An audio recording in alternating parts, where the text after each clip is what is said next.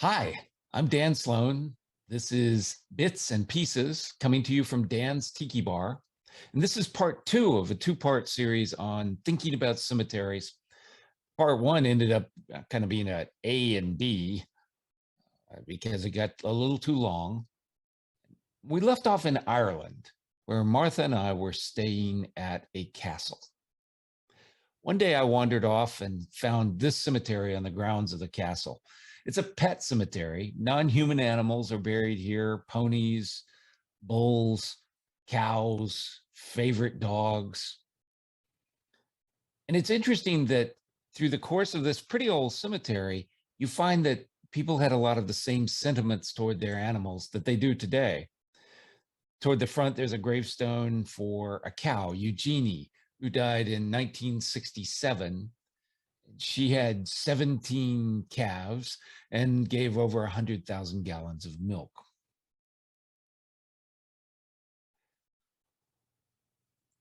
One of my favorite tombstones, though, is this one of Sting, who died in 1912, faithful beyond human fidelity. Those of you who listen to my stories about living on the farm know that while we were on the farm, we learned how to bury ponies and horses.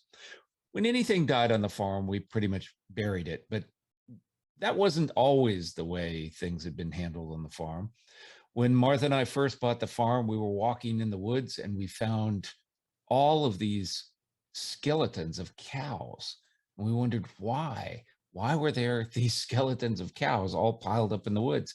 And so we called Jim, the former owner, and he told us that he'd had an entire herd that was out in a lightning storm and in a thunderstorm and had been hit by lightning. He didn't want to spend the money to bury them, so he dragged them off in the woods. Sky burial, very traditional way.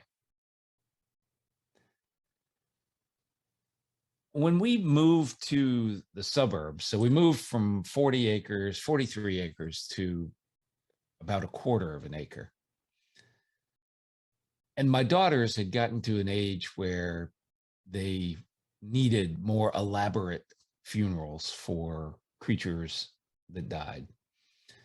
The nature of our funerals changed dramatically, and we would bury birds and fish and a cat, carefully laying them on a towel and putting them in Tupperware. The last thing that buried on that particular lot was a collie. It was a very big collie. I dug 4 feet down and dug a hole that was about 4 feet by 4 feet. And Martha and I have often wondered what would happen over time when the subsequent owners of this suburban lot began digging in their backyard and found these bones and found Tupperware containers. And we very much believe those containers will be there 100 years from now. The contents may not be as recognizable as it was when we put it in the ground, but we think it'll probably be an odd sight for a subsequent owner. Humans have also had more elegant approaches to the end of life than I've been exploring in these previous cemeteries.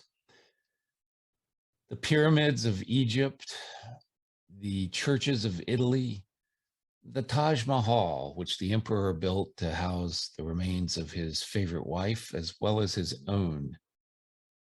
It's my golden retriever in the background there.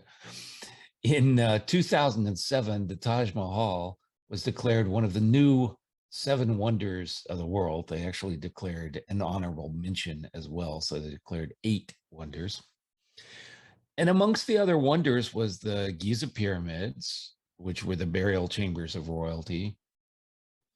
The Great Wall of China, which is said to have entombed a large number of the workers on it, and Petra, which includes tombs and a king's mausoleum. So of the 8 wonders of the world, half of them involve some kind of burial. The US has elegant cemeteries as well and beautiful burial monuments. But they aren't necessarily the most fun. We've done late night ghost tours in Charleston. We've done historic celebrity tours in Boston cemeteries, and we've done the Queen of Cemetery tours in New Orleans.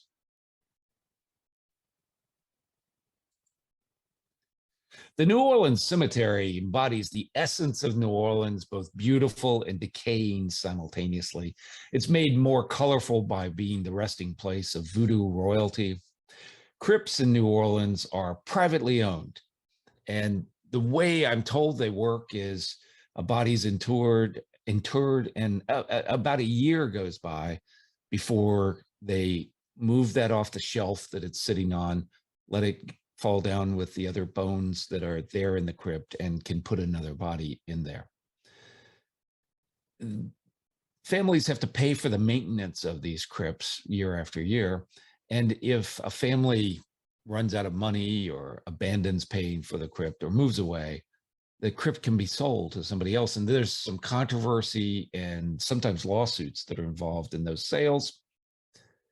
The new owner has the right to erase all the names of the families that were buried there before. It's considered bad etiquette, but it's done periodically. New Orleans was not my first encounter with voodoo in a cemetery. That was in Guyana. I'd gone to Guyana with a partner of mine. My partner's grandfather was buried there. His grandfather had been a gold miner, done pretty well, but then spent it and became a diamond miner in Guyana. John and I went back into the jungle. Our boat driver, and this was this little boat, very narrow, with bags of rice piled up in the front and two great big Mercury outboard motors on it. Our boat driver called himself Marky the Bushman, and he was indigenous to the tribes there in the center of Guyana. And we went up the river to a town called Bartica. Bartica was a town that was designed for receiving the miners when they'd come down from the mines and sell them whatever they wanted. So there were prostitutes and drugs and alcohol, whatever you wanted, you could get in Bartica. So John and I get off the boat. Marky won't even set foot in Bartica. He says he has business up the river and he won't even stop. We just jump off the boat and we're there, and it's quickly apparent that we're going to be carved up and sold for parts.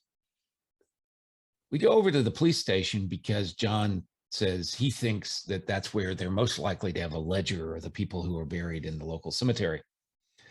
And the police immediately suspect us of being drug dealers come to town. And they quiz John, and they keep asking him questions until they discover that John is Guyanese. His mother was from Guyana. And so then all of a sudden we are welcomed like returned children. And they assign a sergeant to escort us through the town to the cemetery, so we'll be safe. We go to the cemetery, and the sergeant, who is a very nice man, wearing a T-shirt with a great big marijuana leaf on it. Wasn't quite sure how that happened, but okay. And we're at the cemetery. John's walking around looking at the graves for a little while, and the very nice sergeant lets him do that before he asks him gently, "Was your grandfather a wealthy man?" And Judd said he had been when he struck gold in Alaska, but he'd spent it, and so no, by the time he was in Guyana, he was not a wealthy man. And the police officer nodded and said, well, then he would have been buried in the paupers cemetery, and that's over there.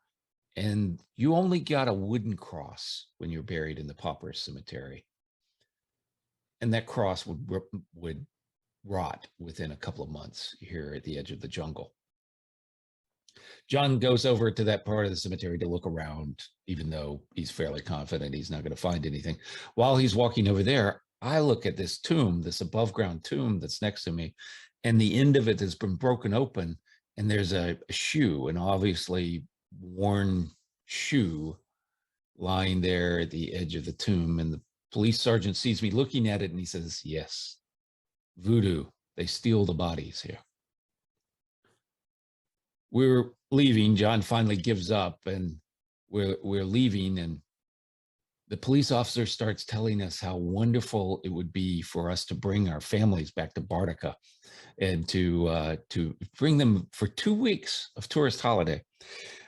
And that was one of the many times in life when my tongue got a little ahead of my mind, and I'd been thinking about, I wonder where the crocodiles are around here. So I asked him, are there crocodiles in the river? And he got a look on his face like I was perhaps intentionally stepping on his tourist pitch. And he says, yes, we have crocodiles in the river and caimans, and we have bull sharks that swim up the river. And we have giant anaconda that will pull you beneath the water and squeeze the life out of you. And this is the man that a few moments ago was telling me to bring my daughters there to vacation. Marky came back now without bags of rice in the front of his boat, and we went back down the river. And now the boat, being very light, was zooming along the surface of the river. And there were all of these logs in the river, and it started raining so hard that even with glasses on, I couldn't keep my eyes open. John, whose mind went exactly where mine did on this, leans over and he says, when the boat turns over, I've decided I'm going to stay here with the boat. There's enough traffic on the river that I'll get picked up. And me, thinking about the crocodiles and bull sharks and anacondas, I say, when the boat turns over, I'm going to walk on the surface of the water over into those mangrove roots and sit in the mangrove roots until somebody picks me up.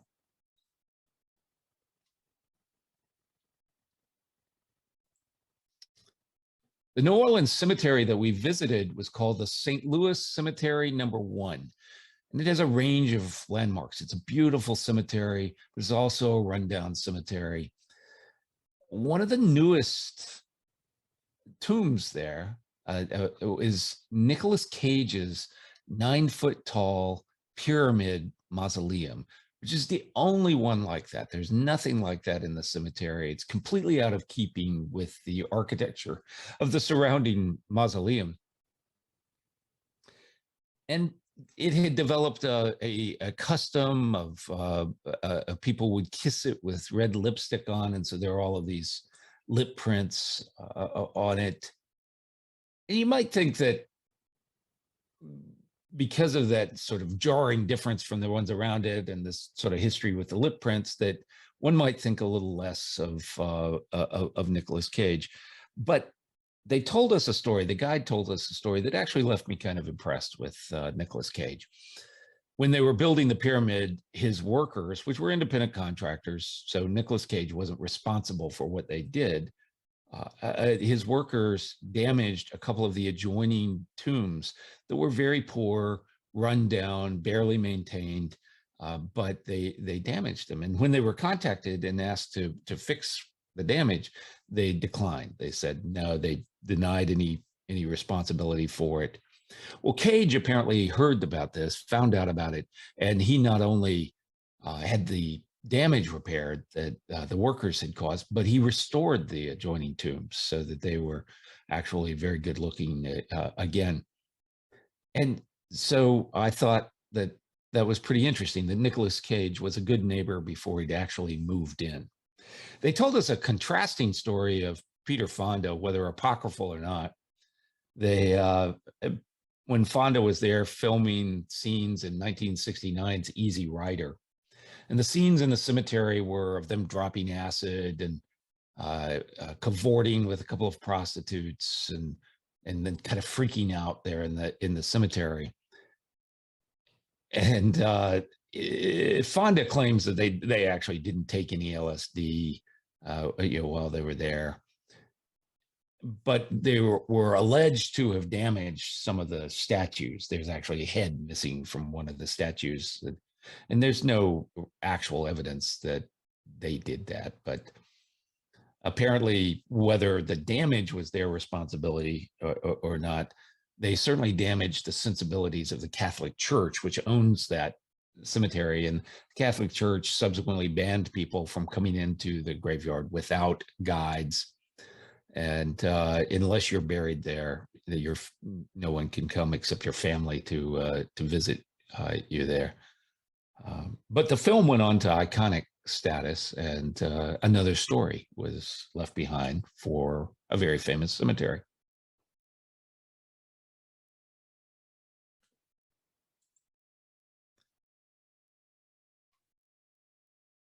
My daughter asked what my wishes were for my remains.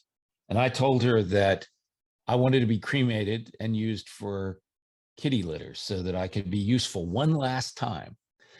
She's a little nervous that I might be serious about this. She's asked her mom a couple of times as to whether this is actually written in my will.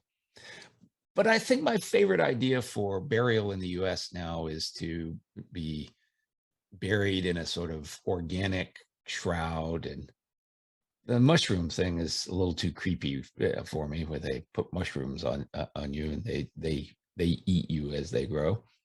But I'd like to be dropped in a simple grave and an oak tree planted over me, a small oak tree that'll grow into a great oak and provide all of the food and shade that comes along with big oaks.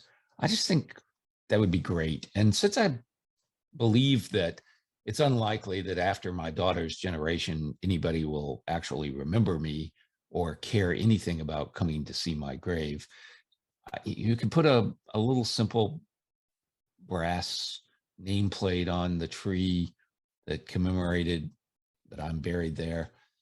And after a generation, it just becomes a nice park to be in, another beautiful tree. And that seems to me to be the, right now at least, the probably the most environmental burial that one could achieve. I'm not really much for the sky burial type vision, which may be more environmental, but I'll at least, feed the bugs under the ground.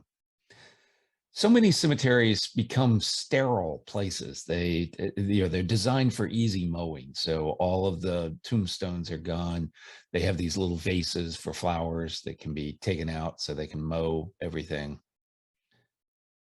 And I think that would be like the worst curse for me, is to be buried in such a place. I just think that we shouldn't turn these places into places that even the living don't want to visit. I like the old style of them being in the community and a part of the open space of the communities. Thank you for joining me on this journey. I know it's a little bit of an unusual journey, but I love these pictures and I love the way humans have tried to deal with our passing and what happens to our remains along the way. So I hope you at least found this journey interesting. I'm Dan Slone. This is Dan's Tiki Bar, and this is Bits and Pieces. Please come back for the next episode. See you soon. Bye.